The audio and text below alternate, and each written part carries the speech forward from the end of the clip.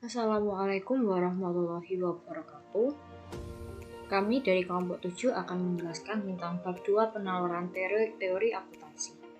Sebelumnya perkenalkan saya, yaitu Teresia Adelia Francisca NIM 023, Dinda Ilen NIM 015, Diana Nur Arfionita NIM 025, Kania Wadani NIM 034, Surya Maulana NIM 100 dan juga Ardenia Skolastika NIM 117. Di sini kami memiliki tujuan pembelajaran, yaitu mencapai kemampuan dan kompetisi peserta untuk yang pertama, menjelaskan pengertian penalaran, menyebut dan menjelaskan komponen penalaran. Yang ketiga ada menyatakan asersi secara makna dan diagram. Yang keempat, menyebut dan menjelaskan sifat keyakinan. Yang kelima, menyebutkan dan menjelaskan jenis argumen. Yang keenam, membedakan antara argumen dan stratagem. Menjelaskan dan memberi contoh stratagem dan salah nalar. Mengevaluasi validitas argumen. Dan yang terakhir, menjelaskan aspek manusia yang menghambat argumen yang sehat. Kita masuk ke materi pertama, yaitu definisi penalaran. Penalaran merupakan proses berpikir dan sistematis untuk membentuk dan mengevaluasi suatu keyakinan terhadap suatu pernyataan atau asersi. Menentukan secara logis dan objektif apakah suatu pernyataan valid, yaitu benar atau salah, sehingga pantas untuk diyakini atau dianut. Untuk struktur penalaran sendiri, yaitu ada masukan, proses, dan keluaran. Selanjutnya kita ke unsur atau komponen dari penalaran, yaitu yang pertama ada pernyataan atau asersi. Pernyataan atau asersi adalah suatu pernyataan yang menegaskan bahwa sesuatu adalah benar. Contohnya, bila seseorang mempunyai kepercayaan bahwa statement keuangan itu bermanfaat bagi investor adalah benar, maka pernyataannya itu statement keuangan itu bermanfaat bagi investor, merupakan keyakinannya. Asersi mempunyai fungsi ganda dalam penalaran, yaitu sebagai elemen pembentuk argumen dan sebagai keyakinan yang dihasilkan oleh penalaran. Artinya, keyakinan yang dihasilkan dinyatakan dalam bentuk asersi pula. Dengan demikian, asersi merupakan unsur penting dalam penalaran karena asersi menjadi komponen argumen atau sebagai masukan penalaran dan merupakan cara untuk mempresentasikan atau mengungkapkan keyakinan sebagai keluaran penalaran. Yang kedua yaitu keyakinan atau belief. Keyakinan adalah tingkat kebersediaan untuk menerima bahwa suatu pernyataan atau teori mengenai suatu fenomena atau gejala adalah benar. Orang mendapatkan keyakinan akan suatu pernyataan karena dia melekatkan kepercayaan terhadap pernyataan tersebut. Orang dapat dikatakan mempunyai keyakinan yang kuat kalau dia bersedia bertindak, seakan-akan keyakinan tersebut benar. Keyakinan merupakan unsur penting penalaran karena keyakinan menjadi objek atau sasaran penalaran dan karena keyakinan menentukan posisi atau paham dan sikap seseorang terhadap suatu masalah yang menjadi topik bahasan. Dan yang ketiga yaitu argumen. Argumen adalah serangkaian asersi beserta keterkaitan dan inferensi atau penyimpulan yang digunakan untuk mendukung suatu keyakinan. Bila dihubungkan dengan argumen, keyakinan adalah tingkat kepercayaan yang dilekatkan pada suatu pernyataan konklusi atas dasar pemahaman dan penilaian suatu argumen sebagai bukti yang masuk akal. Oleh karena itu, argumen menjadi unsur penting dalam penalaran karena ia digunakan untuk membentuk, memelihara, atau mengubah suatu keyakinan.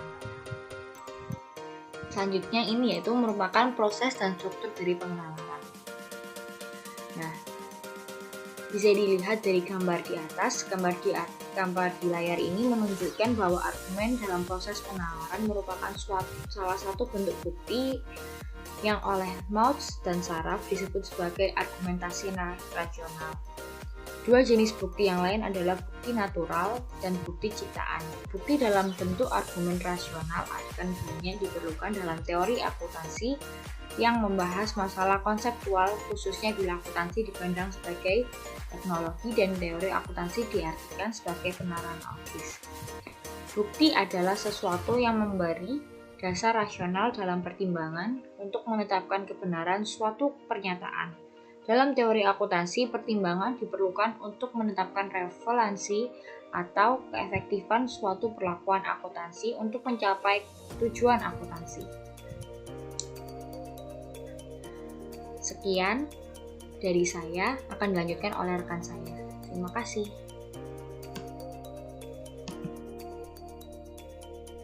Assalamualaikum warahmatullahi wabarakatuh. Nanti saya mengakhiri yang lama ini 100 akan bisa tentang masalah asersi, di mana asersinya adalah penegasan tentang sesuatu hal atau realitas yang dinyatakan dalam bentuk kalimat ataupun ungkapan. Nah, asersinya adalah ada contohnya, misal kita kasih contoh adalah manusia adalah sosial. Itu adalah contoh asersi yang bentuk kalimat. Lanjut penguantifikasi asersi.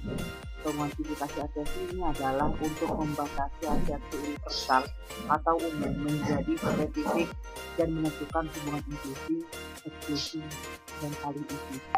Ini adalah 3 penyajian asersi yang nantinya akan kita bahas bareng-bareng. Asersi yang memuat penguantifikasi semua dan tidak ada merupakan termasuk asersi universal. Sedangkan asersi yang memuat beberapa ini termasuk asersi spesifik. Kuantifikasi yang diperlukan untuk menentukan ketermasukan, inklusif ataupun keuniversalan asersi. Nah, jika ada penyajian asersi, kita kasih contoh adalah makna atau artinya adalah semua badan usaha negara ataupun BUMN adalah perusahaan pencari laba. Untuk strukturnya atau bentuknya semua A adalah B. Kita lihat diagram. Ini semua anggota kelas A ini adalah lingkaran biru, sedangkan anak di sana lagi termasuk lingkaran putih. Kita dimasukkan ke saling isi. Nah, termasuk lingkaran biru ini kita gabungkan ke lingkaran putih. Jadi akan menjadi kalimat semua anggota kelas A adalah anak di sana lagi. Sedangkan kalau kita balik, lingkaran itu dimasukkan ke lingkaran biru. Nah, itu pastinya tidak akan sama artinya. Jadi karena tidak semua anak jurusan akuntansi ini termasuk dalam adalah semua anggota kelas A. Jadi itu. Nah, ini kita bahas 3 tadi, penjual asersi, eksklusif, inklusif, dan kali itu tadi. Kita termasuk yang pertama kita akan membahaskan hubungan eksklusif. Nah, di sini ada lingkaran B dan lingkaran A, di mana kita dapat membentuk kata adalah tidak satupun A adalah B, sedangkan tidak satupun B adalah A. Jadi karena lingkaran A dan lingkaran B ini tidak bergabung ataupun tidak saling isi, sedangkan masuk ke hubungan inklusif, lingkaran B ini bergabung dengan lingkaran A, di mana semua A adalah B. Dapat bermakna tidak semua B adalah A. Karena tadi saya bilangkan B ini adalah semua bagian dari A, tapi sedangkan A tidak semua bagian dari B. Lanjut ke penelitian asersi yang ketiga adalah hubungan saling isi, di mana lingkaran yang satu dengan lingkaran yang lain tidak bergabung menjadi satu, ataupun lingkaran yang satu ini tidak menggabungkan ke lingkaran yang satunya, hanya beberapa yang digabung, tidak semuanya lingkarannya. Jadi dapat tiga lingkaran yang bergabung. Tadi kita ditentukan hubungan saling isi. Nah, lanjut ke penyajian asersi. Maksud di sini dari asersi adalah orang juga harus mengetahui tentang subjek atau topik yang dibahas. Maka kesalahan interpretasi dapat terjadi karena dua kata bentuk asersi yang berbeda dapat berarti dua hal yang sama ataupun dua hal yang sangat berbeda. Beri contoh adalah semua A dan B. Jadi saya sudah jelaskan, ataupun kita lihat contoh semua B adalah A. Jadi kita kasih contoh asersi untuk asersi. Ini sudah saya berikan nama adalah BAP bersifat akuntan publik dan akuntan publik bersertifikat dengan APB. BAP ini tentang himpunan atau orang-orang yang bersertifikat dan salah satu nilainya adalah akuntan publik. Nah, ini adalah perbedaan makna BAP dan APB. Di makna BAP, ini adalah lingkaran besar adalah lingkaran yang berpredikat.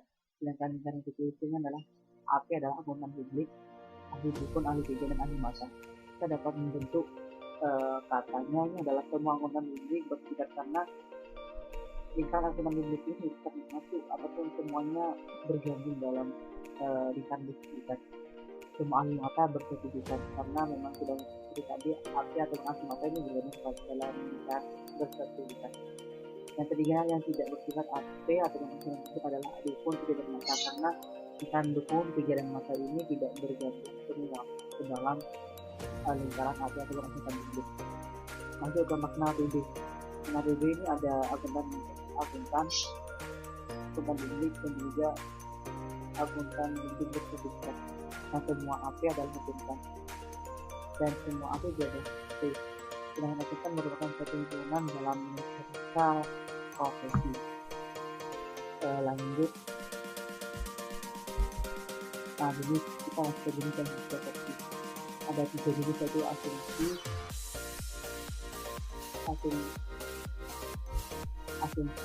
hipotesis, dan tindakan fakta. Asumsi ini adalah dimana asumsi yang diyakini benar meskipun orang tidak dapat mengajukan ataupun menunjukkan bukti tentang kebenarannya secara meyakinkan. Sedangkan hipotesis ini adalah asumsi yang kebenarannya belum atau tidak diketahui, tapi diyakini bahwa asumsi ini adalah dapat diuji kebenarannya. Berikutnya adalah tindakan fakta, di mana tindakan ini adalah asumsi yang bukti tentang kebenarannya diyakini sangat kuat ataupun bahkan tidak ada yang berani membantah. Masuk ke fungsi sebagai pernyataan premis dan konklusi. Kenapa seperti itu? Karena dalam argumen atau dapat sebagai premis dan konklusi, karena premis adalah asumsi yang digunakan untuk mendukung suatu konklusi. Karena kalau konklusi adalah asumsi yang diturunkan dari rangkaian asumsi. Jadi satu argumen paling tidak berisi satu premis dan satu konklusi. Karena premis dan konklusi keduanya merupakan asumsi. Kaidah ataupun prinsip. Dan prinsip ini kan ada kualitas konklusi tidak dapat melebihi kualitas terendah premis yang menjadi tambahan aslinya. Jadi untuk pembahasan asumsi itu saja yang dari saya. Assalamualaikum warahmatullahi wabarakatuh. Dilanjut oleh teman saya. Terima kasih. Baik, selanjutnya saya Dinda Ilona NIM 015 akan menjelaskan materi selanjutnya, yaitu keyakinan. Selanjutnya, keyakinan adalah kebersediaan untuk menerima bahwa asumsi tersebut benar. Keyakinan diperoleh karena kepercayaan tentang kebenaran yang dilekatkan pada suatu asumsi. Suatu asumsi dapat dipercaya karena adanya bukti yang kuat untuk menerimanya sebagai hal yang benar. Orang dikatakan yakin terhadap suatu asumsi bila dia menunjukkan perbuatan, sikap, dan pandangan seolah-olah asumsi tersebut benar karena dia percaya bahwa asumsi tersebut benar. Kepercayaan diberikan kepada suatu asumsi biasanya setelah dilakukan evaluasi terhadap asumsi atas dasar argumen yang digunakan untuk menurunkan asumsi. Oleh karena itu, dapat dikatakan bahwa keyakinan merupakan produk, hasil, atau tujuan suatu penalaran. Selanjutnya ada properties keyakinan. Pemahaman terhadap beberapa properties atau sifat keyakinan sangat penting dalam mencapai keberhasilan berargumen. Berikut ini dibahas beberapa properties keyakinan yang perlu disadari dalam berargumen. Yang pertama adalah keadabenaran. Keadabenaran atau plausibilitas suatu asumsi bergantung pada apa yang diketahui tentang isi asumsi atau pengetahuan yang mendasari dan pada sumber asumsi. Pengetahuan yang mendasari biasanya menjamin kebenaran asumsi. Oleh karena itu, konsistensi suatu asumsi dengan pengetahuan yang mendasari akan menentukan plausibilitas asumsi. Yang kedua ada bukan pendapat. Keyakinan adalah sesuatu yang harus ditunjukkan atau dibuktikan secara objektif apakah dia salah atau benar, dan sesuatu yang diharapkan menghasilkan kesepakatan oleh setiap orang yang mengevaluasinya atas dasar fakta objektif. Pendapat atau opini adalah asersi yang tidak dapat ditentukan benar atau salah karena berkaitan dengan kesukaan atau selera. Yang ketiga adalah bertingkat. Keyakinan yang didapat dari suatu asersi tidak bersifat mutlak, tetapi bergradasi mulai dari sangat meragukan sampai sangat meyakinkan. Tingkat keyakinan ditentukan oleh kuantitas dan kualitas bukti untuk mendukung asersi. Orang yang objektif dan berpikir logis tentunya akan bersedia untuk mengubah tingkat keyakinannya manakala bukti baru mengenai plausibilitas suatu asersi diperoleh. Yang keempat, berbias. Selain kekuatan bukti objektif yang ada, keyakinan dipengaruhi oleh preferensi, keinginan, dan kepentingan pribadi yang karena sesuatu hal dipertahankan. Idealnya, dalam menilai plausibilitas suatu asersi, orang harus bersikap objektif dengan pikiran terbuka atau open mind. Pada umumnya, bila orang mempunyai kepentingan, sangat sulit baginya untuk bersifat objektif. Dengan bukti objektif yang sama, suatu asersi akan dianggap sangat meyakinkan oleh orang yang mempunyai kepentingan pribadi yang besar dan hanya dianggap kurang meyakinkan oleh orang yang netral. Kemudian yang kelima, bermuatan nilai. Orang yang melekatkan nilai terhadap suatu keyakinan. Nilai keyakinan adalah tingkat penting tidaknya suatu keyakinan perlu dipegang atau dipertahankan seseorang. Nilai keyakinan bagi seseorang akan tinggi apabila perubahan keyakinan mempunyai implikasi serius terhadap filosofi, sistem nilai, martabat, pendapatan potensial, dan perilaku orang tersebut. Yang keenam adalah berkekuatan. Kekuatan keyakinan adalah tingkat kepercayaan yang dilekatkan seseorang pada kebenaran suatu asersi. Orang yang nyatanya tidak mengerjakan apa yang terkandung dalam asersi menandakan bahwa keyakinannya terhadap kebenaran asersi lemah. Yang ketujuh ada veridikalitas. Adalah tingkat kesesuaian keyakinan dengan realitas. Realitas yang dimaksud di sini adalah apa yang sungguh-sungguh benar tentang asersi yang diyakini. Dengan kata lain, veridikalitas adalah mudah tidaknya fakta ditemukan dan ditunjukkan untuk mendukung keyakinan. Yang terakhir ada berketertempaan.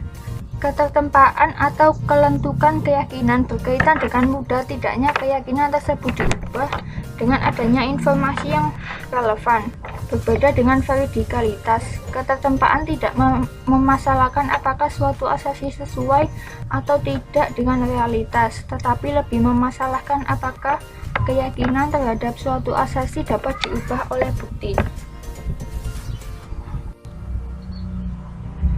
Selanjutnya adalah arti penting argumen. Arti penting argumen adalah serangkaian asersi beserta keterkaitan dan inferensi atau penyimpulan yang digunakan untuk mendukung suatu keyakinan. Argumen menjadi unsur penting dalam penalaran karena digunakan untuk membentuk, memelihara, atau mengubah suatu keyakinan. Argumen dalam proses penalaran merupakan salah satu bentuk bukti yang disebut sebagai argumentasi rasional. Dua jenis bukti yang lain adalah bukti natural dan bukti ciptaan. Bukti dalam bentuk argumen rasional akan banyak diperlukan dalam teori akuntansi yang membahas masalah konseptual, khususnya bila akuntansi dipandang sebagai teknologi dan teori akuntansi diartikan sebagai penalaran yang logis. Bukti adalah sesuatu yang memberi dasar rasional dalam pertimbangan untuk menetapkan kebenaran suatu pernyataan. Dalam teori akuntansi, pertimbangan diperlukan untuk menetapkan relevansi atau keefektifan suatu perlakuan akuntansi untuk mencapai tujuan akuntansi. Selanjutnya, materi akan dijelaskan oleh teman saya. Di sini saya Argenia Scholastica Lim, NIM 117 akan menjelaskan tentang indikator argumen. Dalam suatu argumen atau penalaran yang kompleks, tidak selalu mudah untuk mengenali premis dan konklusi. Ada indikator premis, yaitu oleh karena, mengingat, dengan asumsi bahwa, dan jika. Lalu indikator konklusi adalah oleh karena itu, dengan demikian, maka, sehingga, dan sebagai akibatnya. Cara untuk mengenalinya yaitu dengan prinsip atau kaidah interpretasi terdukung. Adapun jenis argumen, yang pertama adalah argumen deduktif dan argumen non-deduktif. Di antaranya adalah induktif, analogi, dan sebab akibat. Argumen deduktif. Argumen deduktif adalah argumen yang simpulannya diturunkan dari serangkaian asersi umum yang disepakati atau dianggap benar, atau disebut dengan premis baik, major, maupun minor. Pada umumnya, berstruktur silogisme sehingga disebut argumen logis atau logical argument. Nah, di sini terdapat contoh premis majornya, yaitu semua binatang menyusui berparu-paru. Lalu premis minornya, kucing adalah binatang menyusui. Maka konklusi atau kesimpulannya adalah kucing berparu-paru. Adapun kriteria kebenaran argumen deduktif. Yang pertama adalah kelengkapan, yang kedua kejelasan, ketiga kesahihan, dan yang keempat keterpercayaan. Kebenaran konklusi dalam argumen deduktif adalah kebenaran logis, bukan kebenaran empiris atau realistis. Kriteria kebenaran logis ada 3, yaitu yang pertama, semua premis adalah benar. Yang kedua, konklusi mengikuti semua premis. Dan yang ketiga, semua premis harus dapat diterima. Di sini terdapat hubungan premis dan konklusi. Konklusi mengikuti premis secara logis. Kebenaran logis konklusi bergantung pada kebenaran semua premis. Untuk hubungan yang pertama, kita lihat premis 1 benar, premis 2 benar, premis 3 benar. Maka konklusinya pasti dan harus benar. Untuk hubungan yang kedua, premis 1 benar, premis 2 benar, premis 3 benar. Maka konklusinya tidak mungkin salah. Lalu untuk hubungan yang ketiga, premis 1 salah, premis 2 salah, premis 3 salah. Maka konklusinya mungkin benar. Dan untuk hubungan yang keempat, jika premis 1 salah, premis 2 salah, premis 3 salah, maka konklusinya mungkin salah.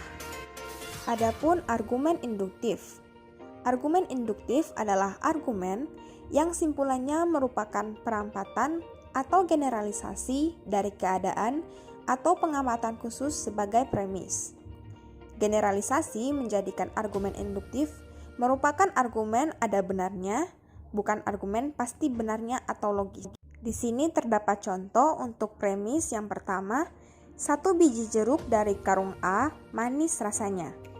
Lalu untuk premis kedua, beberapa biji berikutnya manis rasanya. Maka konklusinya, semua jeruk dari karung A manis rasanya. Pernyataan ini mungkin benar, tetapi belum pasti kebenarannya. Saya Kania Wandani NIM 034 akan menjelaskan tentang perbedaan argumen deduktif dan induktif serta argumen sebab dan akibat. Perbedaan argumen deduktif dan induktif. Yang pertama yaitu argumen deduktif. Seperti yang sudah dijelaskan sebelumnya, argumen atau penalaran deduktif adalah proses penyimpulan yang berawal dari suatu pernyataan umum yang disepakati atau biasa disebut dengan premis ke pernyataan khusus sebagai simpulan atau konklusi. Argumen deduktif disebut dengan argumen logis karena apabila premis-premisnya benar, maka konklusinya harus benar. Salah satu bentuk penalaran deduktif adalah suatu penalaran yang disebut dengan silogisme. Silogisma terdiri atas 3 komponen, yaitu premis major, premis minor, dan konklusi. Dalam silogisma, konklusi diturunkan dari premis yang diajukan seperti pada contoh berikut. Premis 1, semua burung berbulu. Dalam contoh di atas disebut antecedent, sedangkan bebek berbulu merupakan konsekuen. Dalam silogisma, konklusi akan benar bila kedua premis benar dan premis minor menegaskan antecedent dan premis minor menyangkal konsekuen. Konklusi di atas benar karena bebek adalah burung. Karena semua burung berbulu menegaskan bahwa bebek yang merupakan burung adalah berbulu sebagai antecedent. Penalaran deduktif dalam akuntansi digunakan untuk memberikan keyakinan tentang simpulan-simpulan yang diturunkan dari premis yang dianut. Dalam teori akuntansi, premis major sering disebut sebagai postulat. Sebagai penalaran logis, argumen-argumen yang dihasilkan dengan pendekatan deduktif dalam akuntansi akan membentuk teori akuntansi. Selanjutnya adalah argumen induktif. Penalaran ini berawal dari suatu pernyataan atau keadaan yang khusus dan berakhir dengan pernyataan umum yang merupakan generalisasi dari keadaan khusus tersebut. Berbeda dengan argumen deduktif yang merupakan argumen logis, argumen induktif lebih bersifat sebagai argumen ada benarnya atau plausible argument. Akibat dari generalisasi tersebut, hubungan antara premis dan konklusi dalam penalaran induktif tidak langsung dan tidak sekuat hubungan dalam penalaran deduktif. Dalam penalaran deduktif, kebenaran premis menjamin sepenuhnya kebenaran konklusi asal penalarannya logis. Contoh di atas menunjukkan bahwa dalam argumen deduktif, bila semua premis benar, maka konklusi pasti atau harus benar. Akan tetapi, dalam argumen induktif, konklusi tidak selalu benar meskipun kedua premis benar. Perbedaan tersebut menjadi dasar untuk menilai perbedaan keefektifan atau keberhasilan kedua jenis argumen. Argumen deduktif dengan premis benar dapat dikatakan berhasil jika kebenaran premis menjadikan konklusi tidak mungkin atau impossible. Di lain pihak, argumen induktif dengan premis benar dapat dikatakan berhasil jika kebenaran premis menjadikan konklusi kecil kemungkinan atau kecil kebolehjadian tak benarnya. Karena ada kebolehjadian tak benar, asersi ilmiah yang bersandar pada penalaran induktif diperlakukan sebagai hipotesis, bukan pernyataan fakta. Materi selanjutnya adalah argumen sebab akibat atau causal generalization. Argumen untuk mendukung bahwa perubahan faktor tertentu disebabkan oleh faktor lain. Argumen sebab akibat menyatakan konklusi sebagai akibat dari asersi tertentu merupakan salah satu bentuk argumen yang disebut argumen dengan penyebaban, argumen by causation, atau generalisasi kausal. Hubungan penyebaban biasanya dinyatakan dalam struktur X menghasilkan Y atau X memaksa Y terjadi atau X menyebabkan Y terjadi atau Y terjadi akibat X atau Y berubah karena X berubah. Akan tetapi, pernyataan tersebut sebenarnya hanyalah cara memverbalkan bahwa A bervariasi atau berasosiasi dengan B, tetapi tidak menunjukkan bahwa apa yang sebenarnya terjadi merupakan hubungan kausal. Kriteria penyebaban. Kaidah perbedaan Mills sebenarnya merupakan suatu rancangan untuk menguji secara eksperimental apakah memang terdapat hubungan kausal. Akan tetapi, kaidah tersebut belum dapat sepenuhnya meyakinkan karena mungkin ada faktor lain selain C yang menyebabkan gejala Z. Kriteria yang pertama yaitu faktor sebab bervariasi dengan faktor akibat atau efek. Kriteria 1 harus dipenuhi karena hubungan sebab akibat hanya terjadi jika ada perubahan baik faktor sebab maupun faktor akibat. Bila salah satu faktor berubah sementara yang lain tetap, maka jelas bahwa kedua faktor tersebut tidak berhubungan sama sekali.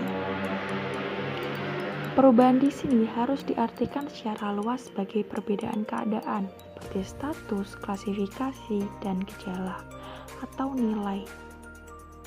Misalnya keadaan kena kanker dan tidak kena kanker, merokok dan tidak merokok, diberi obat dan tidak diberi obat. Sembuh dan tidak sembuh merupakan suatu perbedaan keadaan yang menggambarkan perubahan. Demikian juga perbedaan skor hasil pengukuran dua kasus atau lebih menunjukkan adanya perubahan, misalnya perbedaan skor rata-rata tes potensial akademik sebelum dan sesudah mengikuti kursus. Kriteria yang kedua yaitu faktor sebab terjadi sebelum atau mendahului faktor akibat. Kriteria 2 ini juga harus dipenuhi karena penyebaban menuntut adanya pengaruh satu faktor terhadap faktor yang lain dalam selang waktu tertentu. Jadi, harus ada selang waktu antara terjadinya perubahan faktor sebab dan faktor akibat. Oleh karena itu, perubahan faktor sebab harus terjadi dahulu sebelum perubahan faktor akibat terjadi. Dengan kata lain, harus ada semacam ketergantungan atau dependensi faktor akibat pada faktor sebab. Selang waktu tersebut dapat sekejap atau lama bergantung pada masalah yang dibahas. Kriteria yang ketiga yaitu tidak ada faktor lain selain faktor sebab yang diidentifikasi. Untuk meyakinkan bahwa faktor sebab benar-benar menyebabkan akibat, kriteria 3 juga harus dipenuhi. Tidak adanya faktor-faktor lain selain faktor sebab yang diteorikan harus diartikan bahwa faktor-faktor lain tersebut memang tidak ada atau kalau ada, pengaruh faktor-faktor lain tersebut dapat dikendalikan, diukur, atau diisolasi, sehingga diperoleh keyakinan yang tinggi bahwa perubahan faktor sebab benar-benar menyebabkan perubahan faktor akibat. Misalnya untuk meyakinkan apakah kegaduhan atau noise menyebabkan turunnya produktivitas ayam petelur. Faktor lain yang diduga juga merupakan penyebab seperti penyinaran, temperatur, dan jenis makanan harus dikendalikan atau dijaga dengan konstan. Baik, saya Diana Nur Alfianita, NIM 025 akan menjelaskan tentang poin kelima yaitu kecohan. Untuk definisi kecohan sendiri yaitu kecohan merupakan keyakinan semu atau keliru akibat orang terbujuk oleh suatu argumen yang mengandung cacat atau faulty atau tidak valid. Nah, itu merupakan definisi kecohan. Nah, untuk orang dapat mengecoh atau terkecoh itu karena yang pertama ada stratagem, yang kedua ada salah nalar atau reasoning fallacy, yang ketiga ada aspek manusia dalam berargumen. Untuk kecohan karena stratagem itu ada 9. Yang pertama ada persuasi tak langsung, yang kedua ada mendidik orangnya, yang ketiga ada menyampingkan masalah, yang keempat ada misrepresentasi, yang kelima ada imbauan cacat, yang keenam ada imbauan otoritas, yang keenam ada imbauan tradisi, yang ketujuh ada dilema semu, dan yang terakhir yang kesembilan ada imbauan emosi. Oke, untuk selanjutnya ada kecohan karena salah nalar. Di kecohan karena salah nalar ini ada 7 poin, yaitu yang pertama ada menyangkal antecedent, lalu pentaksaan, Lalu yang ketiga ada perampatan lebih. Lalu selanjutnya ada parsialitas, pembuktian dengan analogi, merancukan urutan kejadian dengan penyebaban, dan yang terakhir yang ketujuh ada menarik simpulan pasangan. Oke, untuk yang terakhir yaitu pecahan karena aspek manusia, ini ada 7, yaitu puas dengan penjelasan sederhana. Lalu yang kedua ada kepentingan mengalahkan nalar. Yang ketiga ada sindromatis klinis. Yang keempat ada mentalitas Joko Tingkir. Yang kelima ada merasionalkan daripada menalar. Yang keenam ada persistensi. Dan yang terakhir yang ketujuh ada fiksasi visional. Baik, untuk sumber-sumber dari penjelasan kami ini, kami merujuk dari Suwarjono tahun 2005, yaitu yang berjudul Teori Akuntansi Prekayasaan Pelaporan Keuangan dari BPFE. Baik, sekian penjelasan dan presentasi dari kelompok kami. Kurang lebihnya kami mohon maaf. Akhir kata, Assalamualaikum warahmatullahi wabarakatuh.